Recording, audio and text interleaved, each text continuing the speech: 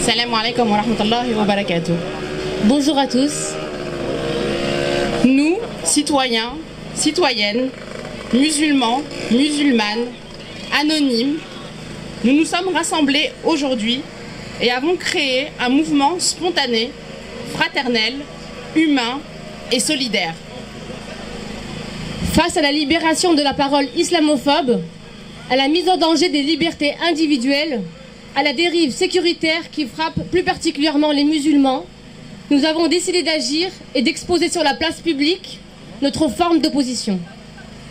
Ainsi, nous appelons toute personne éprise de justice qui refuse de voir nos libertés être remises en cause par des politiques peu enclins à travailler sur des solutions réelles aux problématiques rencontrées par les Français, telles que l'emploi, la santé publique, l'éducation, le logement ou la sécurité, qui refuse de voir une partie de la communauté nationale, les musulmans, ostracisés, stigmatisés, mis au bord de la société et soumis aux agressions physiques et médiatiques quasi permanentes. À se joindre au rassemblement aujourd'hui. N'attendons pas que la vague islamophobe cesse d'elle-même. Elle se renforce d'année en année. Seule une mobilisation massive et déterminée nous permettra de défendre les valeurs, les droits et la dignité des musulmans.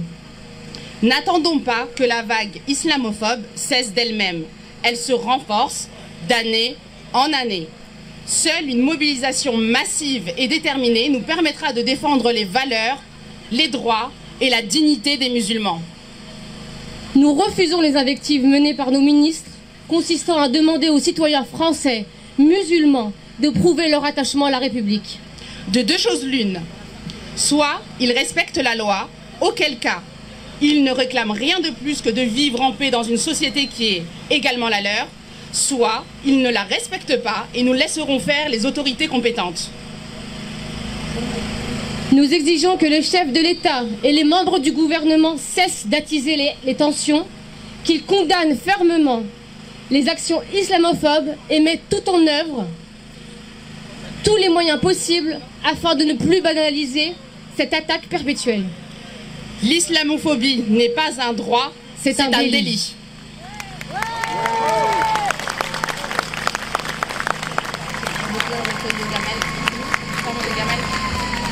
Merci à tous de votre présence, de votre mobilisation. Nous allons tout au long de cet après-midi avoir des intervenants qui vont être là pour diffuser un message de paix, de solidarité, de rassemblement et d'unité. Donc là, pour commencer, on va accueillir Gamel, animateur radio et militant. Merci à tous. Individu faible. Et c'est en ça que je vous dis et vous répète qu'il nous faut un groupe organisé, il faut une fédération, je la propose, qu'on n'appellera pas la fédération des bisounours, c'est fini le discours des bisounours, mais la fédération qu'on appellera la force, la fédération des organisations régionales contre l'exclusion, car l'islamophobie est comme toutes les exclusions, une façon de nous mettre en minorité et de nous fragiliser. Je vous invite donc tous à rejoindre ce mouvement que nous allons organiser sur les 6 prochains mois, afin que sur Paris même, nous ayons une expression puissante d'une population et d'un peuple qui soit unis contre le racisme et l'islamophobie qui n'est qu'un racisme déguisé. Je suis venu aujourd'hui saluer ce rassemblement et toutes les initiatives contre cette gangrène raciste qu'est l'islamophobie. Et je pense que vraiment, nous sommes, comme ça a été dit, sur une pente très dangereuse. Et le racisme, ça commence avec des mots et on sait comment ça se termine. On l'a vu avec les juifs, on le voit aujourd'hui avec les musulmans et on n'a encore rien vu. Et il est très important que nous ne soyons pas uniquement en défense. Il faut de la contre-attaque. Et c'est pour ça que notre association, même si sa vocation principale, c'est la lutte contre l'occupation de la Palestine, eh bien c'est aussi la lutte contre toutes les formes de racisme. Et c'est pourquoi nous avons attaqué en justice Éric Zemmour pour ses propos propos nauséabonds contre les musulmans sur la 5 et que nous avons gagné en première instance, en appel et en cour de cassation. Il a essayé de faire valoir que, bien entendu, comme ce n'était pas le MRAP, ni la LDH, ni ces gens-là qui ont pignon sur rue, qui l'attaquaient, ça ne valait rien. Eh ben si, les juges ont retenu que ça valait et que ces propos constituaient un délit. Alors, je crois que tout le monde doit en tenir compte et ne rien laisser passer. Je crois que c'est vraiment important de ne rien laisser passer et de contre-attaquer sur tout. Que ce soit les Blanquer, les Castaner, que ce soit les journalistes qu'on appelle de plus en plus des merdias et non des médias, vu qu'ils sont. Ce n'est pas acceptable et c'est très dangereux, etc. Ce qu'on a entendu pour les juifs, c'est difficile pour le moment. Donc ils attaquent par le biais de la religion, n'est-ce pas? Parce que là, eh bien, on peut dire tout et n'importe quoi comme imbécilité. Vous savez ce que Zemmour avait dit avant de remettre le couvert récemment sur CNews, et j'ai entendu qu'il y avait une manifestation à venir devant CNews, et c'est une très bonne chose. Il faut absolument y aller et être nombreux et leur montrer qu'on est là, qu'elle existe, la société civile, et que tous les gens, qu'ils soient musulmans ou pas, eh bien il faut absolument qu'ils se mobilisent. Alors voilà, je compte sur vous et tous ceux qui sont dans votre entourage, et vos amis, et votre famille, et votre collègue, pour ne rien laisser passer. Il n'y a aucune raison de baisser la tête. C'est le moment ou jamais de la relever. Merci beaucoup. Agenouillés, main sur la tête, durant plusieurs heures, insultés, frappés pour certains. Ils étaient 151, aujourd'hui nous sommes 150. Nous sommes en colère car concrètement, aux yeux du pouvoir, nous sommes considérés au mieux comme une 5e colonne, au pire comme de potentiels terroristes, jamais comme des citoyens à part entière. Aujourd'hui nous sommes en colère parce qu'on nous fait passer collectivement pour un danger alors que c'est nous qui sommes en danger. Nous sommes en danger dans un commissariat de police. Quand on s'appelle Amin Bentounsi, Babacar Gueye, Angelo Garant, Adama Traoré, Ibrahim Abba ou Wissem El Yamni. Nous sommes en danger devant un contrôle de police. Nous sommes en danger en prison. Nous sommes en danger quand on est une femme voilée et qu'on marche dans la rue, ou tout simplement quand on va prier dans les mosquées qui sont de plus en plus les cibles d'attaque de groupuscules d'extrême droite. L'année dernière, nous étions en colère parce que nos enfants avaient été maltraités et humiliés sous les ordres du gouvernement. Tout comme hier, nous étions en colère contre tous les gouvernements qui lui ont précédé et qui ont mené et mis en place des lois liberticides islamophobes pour nous exclure de l'espace public. Nous sommes en colère mais pas résignés. Nous sommes ici, à l'image de notre sœur Fatima, pour rester dignes et fiers de ce que nous sommes. De notre héritage et de l'histoire qui nous porte. Nous ne sommes pas arrivés là par hasard. Nos parents ont été amenés ici comme travailleurs et ils ont été exploités. Nous sommes là en tant qu'héritières de cette histoire. Et en tant qu'héritières, en tant qu'héritiers, nous affirmons devant Macron, devant Castaner, devant Zemmour ou devant Odoul, devant Blanquer, devant les médias qui les servent, que nous ne sommes pas des Kleenex, sitôt utilisés, sitôt jetés. Nous sommes ici pour revendiquer notre humanité pleine et entière. Nous sommes là pour exiger le respect qui nous est dû. Nous appelons les responsables musulmans à plus de fermeté devant l'islamophobie. Nous appelons ces mêmes responsables à porter haut et fort les revendications élémentaires de justice. Nous rappelons également aux musulmans et aux habitants des quartiers, quels qu'ils soient, qu'ils doivent d'abord compter sur eux-mêmes et qu'ils doivent s'organiser. Shot News pour faire plus simple. Pourquoi est-ce qu'il n'y a pas de contradicteur sur BFM ou sur LCI ou ailleurs? Pourquoi? Parce que pour eux, la liberté d'expression est un privilège réservé aux groupes dominants. Alors on va poser la question, mais que faire? Bon, il y a 2 semaines, Castaner a demandé qu'il fallait signaler un musulman. On y va ou on n'y va pas? Bon, puisque vous insistez. Ces personnes-là, pour eux, La diabolisation de celles et ceux qu'on appelle les musulmans est extrêmement rentable. Il y a un cycle, provocation, indignation, buzz, et on recommence. Il ne faut pas oublier que Éric Zemmour est le produit du service public. Ça veut dire que ce sont nos impôts qui pendant des années ont donné une plateforme à Éric Zemmour avec Laurent Ruquier. Où est Laurent Ruquier aujourd'hui pour défaire ce qu'il a fait? Où est le service public pour dénoncer le Frankenstein qu'ils ont fabriqué? Ben non, ils sont nulle part. On fabrique des monstres, et après on fustige, on dit la République et les droits humains. Mais est-ce que les musulmans sont des humains pour vous? Si c'est oui, alors il faudra que ces plateformes soient investies par vous-même. N'ayez pas peur. Il faut que l'islamophobie que vous dénoncez aujourd'hui sur les réseaux sociaux, et je vous regarde, que vous dénoncez sur Facebook ou sur Twitter, il faut la dénoncer sur le terrain.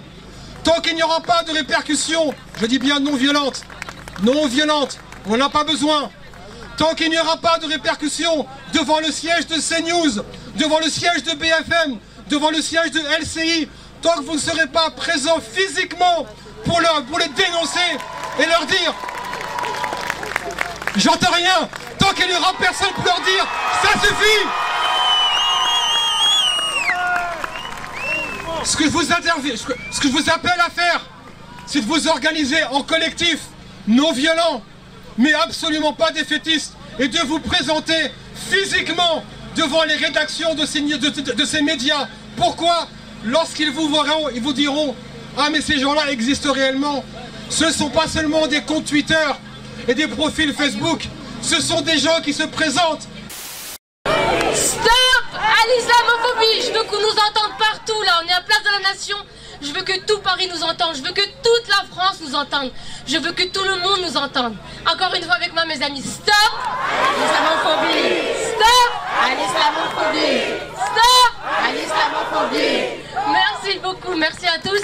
Et maintenant on va accueillir, comme il se doit, Elias Dimzalem, qui est le fondateur et le président d'Islam et Info. Merci, on lui accueille un accueil très chaleureux, merci les amis. Salam alaikum, bonjour à tous. Donc je suis vraiment très heureux aujourd'hui de voir qu'il y a autant de monde qui se mobilise pour la communauté musulmane, que ce soit des musulmans ou des non-musulmans. Aujourd'hui on se rend compte que ce pays est dans une dérive totale, que l'histoire s'accélère. Oui, l'histoire s'accélère, l'islamophobie effectivement n'est pas d'aujourd'hui.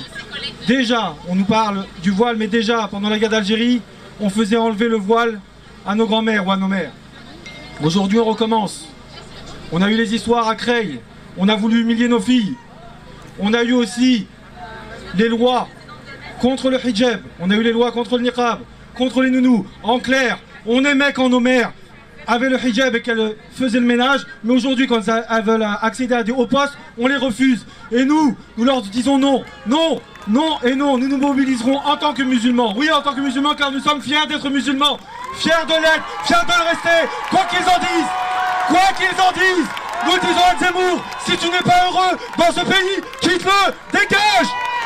Dégage Zemmour! Tu n'es pas heureux, pars d'ici! La France, tu l'aimes ou tu la quittes!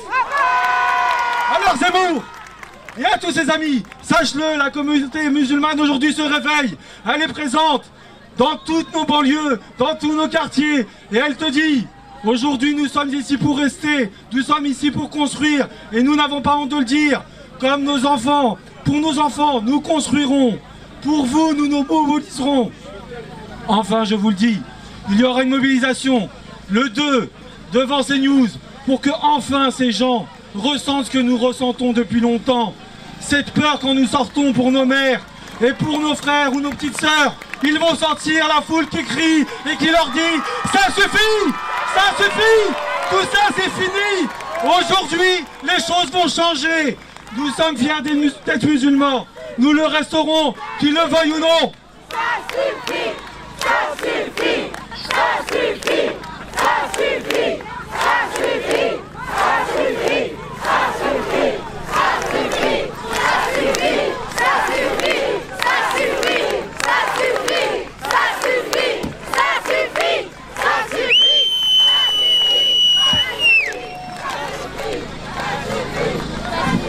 Alors je le dis, soyez fiers de ce que vous êtes. Portez le hijab, soyez musulmane. soyez musulmans, relevez la tête. On a voulu nous voir marcher dans la rue en baissant la tête, nous la levons, nous sommes fiers de ce que nous sommes. Nous resterons ici et nous construirons ce pays qui nous doit beaucoup. Nous disons à nos détracteurs une chose, nous ne sommes pas là pour que vous nous aimiez. On ne vous demande pas votre amour. On vous demande juste... Non, on ne vous demande pas. On vous exige le respect. Et je le dis, que ça soit un religieux, une non-religieuse, n'importe qui de la communauté, aujourd'hui nous nous lèverons pour tous, que ça soit la fille à la fac, que ça soit le frère qui est dans la mosquée, que ça soit celle qui travaille à la défense, quelle qu'elle soit, quelle que soit son apparence, quelle qu'il soit son apparence, nous sommes pour la justice et nous l'exigerons où que ce soit devant l'Elysée, devant CNews, désormais ils devront nous entendre. Alors je vous le dis, soyez le 2 novembre devant CNews, soyez nombreux pour leur faire comprendre, pour faire comprendre à Bolloré que non, il ne va pas financer notre déportation. Nous ne l'accepterons jamais. Dites-leur, on n'enlèvera pas nos voiles. Vous êtes beaux, Masha'Allah, vous êtes tous beaux. Je vous aime, j'aime la France, j'aime les Français comme vous êtes. Bravo à vous. On veut mon savoir, on veut mes lumières, mais on veut pas de mon identité. On veut pas de celle que je suis. Bien entendu, j'ai refusé.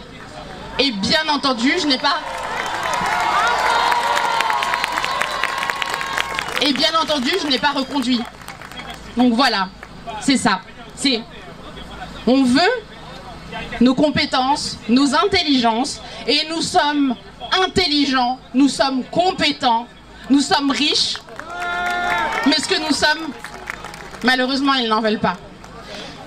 Je crois que vous êtes très nombreuses, je parle des femmes, puisqu'il s'agit du voile, je pense que vous êtes très nombreuses à avoir un jour vécu cette forme de discrimination. Mais nous sommes intelligentes, nous sommes riches, nous ne sommes pas que le voile. En dessous de ce voile, il y a un cerveau, il y a un savoir, il y a une intelligence, et j'insiste là-dessus.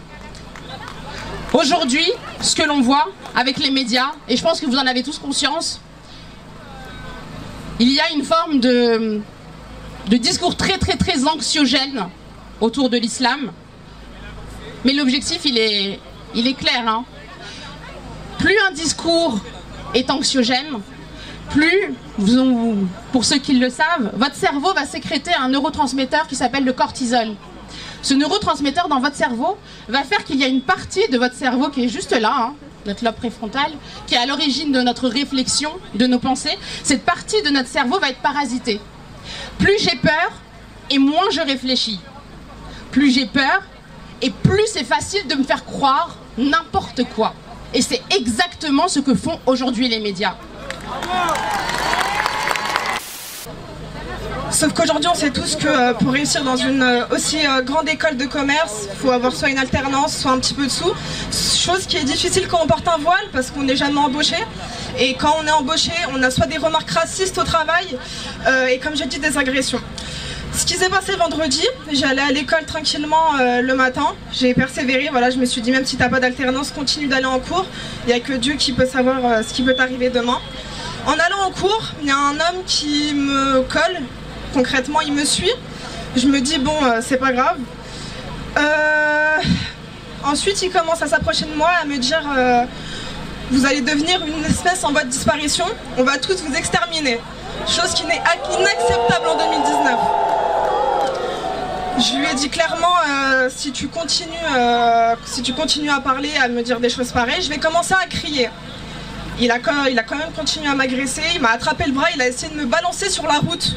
Donc j'espère s'il y a des journalistes ici qui sont présents, sachez qu'il y a un homme qui m'a attrapé le bras et qui a essayé de me faire renverser sur la route. Aucune personne n'a réagi. Absolument aucune personne n'a réagi. Il faut savoir que c'est pas la première fois. Moi et mon ami, on était une fois place de Châtelet. Il y a un groupe d'hommes qui a décidé de nous agresser, de nous arracher notre voile. Personne nous a défendu, personne n'a osé la voix, personne s'est levé, personne n'a interagi, personne n'a absolument rien fait. Alors j'ai décidé d'appeler la police. J'ai décidé d'appeler la police en leur expliquant ce qui est en train de se passer. Ils m'ont dit mot pour mot, on n'a aucune équipe à vous envoyer. Ça veut dire j'aurais pu être agressée, j'aurais pu, je ne sais, Dieu seul sait ce qui aurait pu arriver. En tout cas, c'est pour vous dire que je ne suis pas la seule à subir ce genre d'agression. Je parle en mon nom, mais je suis sûre que à ce moment même, là, je suis en train de représenter énormément de jeunes filles qui sont à ma place. Donc faut que ça change, faut que ça change, parce qu'il y en a marre. À un moment donné, il y en a réellement marre. On a peur de sortir dans la rue, on a peur d'aller à l'école, on n'arrive pas à trouver un travail, on nous dit de quitter la France. Pour quitter la France, il nous faut les moyens, sauf que vu qu'on ne travaille pas, on n'a absolument aucun moyen. Donc j'espère, Inch'Allah, que ça va changer. Et je vais terminer avec ce que m'a dit ma mère. Ils sont peut-être puissants, mais il faut savoir qu'il y a toujours quelqu'un qui est plus puissant qu'eux. Mes frères, mes sœurs, mes chers compatriotes, bonjour. Je sais qu'il ne fait pas très beau chez vous à Paris, il pleut et je sais que malgré cela, vous êtes là rassemblés tous ensemble autour de la même cause, c'est-à-dire la fraternité, l'amour, le partage, l'harmonie de tous, que ce soit musulman ou pas. Je suis au meilleur endroit du monde pour vous parler de ça, parce qu'ici, toutes les nationalités et toutes les couleurs se côtoient dans l'amour, le partage et l'harmonie. Et vous savez qu'ici, il n'y a pas de statut social, tout le monde est à égalité, tout le monde est au même pied d'égalité. Et c'est ça qui fait que nous sommes fiers et contents d'être musulmans, parce que cet équilibre, nous le partageons avec toute l'humanité, que ce soit avec les musulmans ou pas, et nous aimons toute l'humanité. Donc je voulais vous partager ce moment de bonheur ici, en direct, dans notre mosquée sacrée. Et ce message, c'est un message d'amour qui s'adresse à toute la France. C'est un message d'amour qui s'adresse à toute l'humanité. Nous aimons l'humanité. Sachez que quand quelqu'un tue un être humain, c'est comme s'il avait tué toute l'humanité. S'il sauve un être humain, il a sauvé toute l'humanité. Et nous voulons sauver toute l'humanité. Je vous remercie d'être rassemblés aujourd'hui à Place de la Nation et un peu partout en France. Et pour cela, je voulais vous faire un petit message d'amour et de soutien et de solidarité. Et j'espère que la cohésion et l'amour vaincront en France, parce que nous traversons actuellement une crise sociale un petit peu difficile. Et j'espère que la paix et l'amour vaincra les extrêmes. Voilà. Je vous souhaite à tous plein de bonheur, plein d'amour, et je vous dis à très vite. La France me manque, mes amis français me manquent, et je vous aime. De tout mon cœur. Que la paix soit sur vous.